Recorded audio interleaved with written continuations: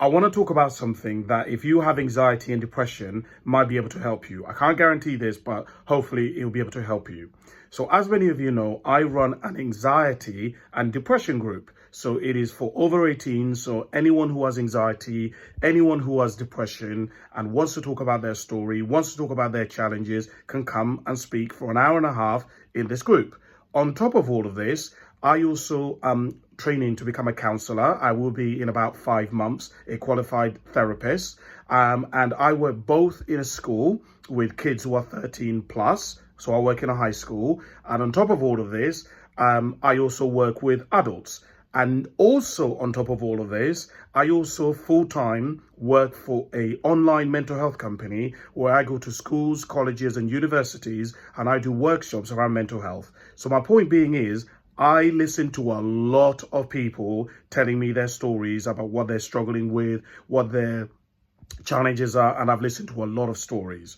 And one of the things that's become really apparent to me is, and I'm only saying this to you because it came through like quite a lot in the last group that I had for the anxiety and depression group, which is that basically the theme that seems to come through with everyone that I meet that is in a lot of pain is that they have not added into their life equation how much things are going to go wrong. In other words, whenever I'm working with people or I'm listening to people in that group, one of the things that I'm always asking them whenever they're telling me their story or what they've struggled through is, what percentage of your life have you calculated for things to go wrong?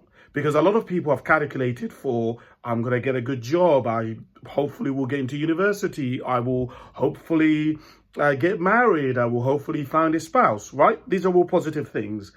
But my question is, how much of your life have you calculated for negative things to happen? As in, to be betrayed by somebody, for things to go wrong, for things to not work out, for adversity, for challenges.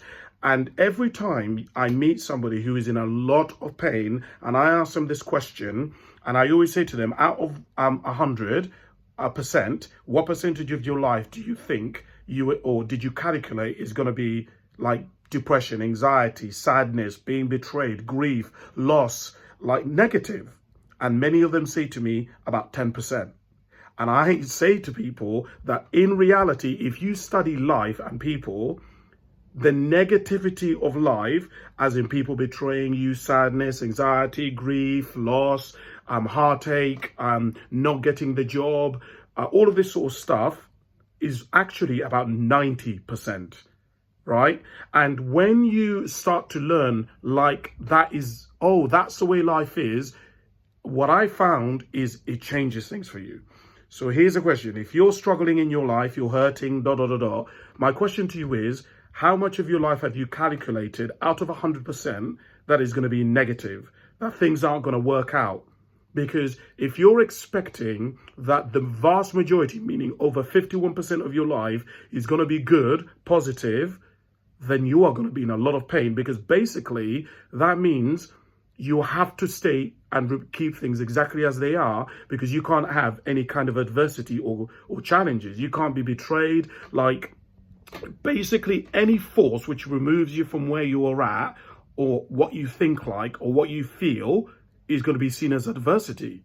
But if you agree that the vast majority of your life is probably, which it is anyway, is going to be adversity and things aren't going to work out, it then doesn't become painful because you're already expecting it. You know, like some people say like, well, it doesn't matter that we broke up because I knew that person was going to betray me anyway. It isn't as painful. Doesn't mean it won't be painful, but it isn't as painful. So that's it. I hope that's useful to you in some way.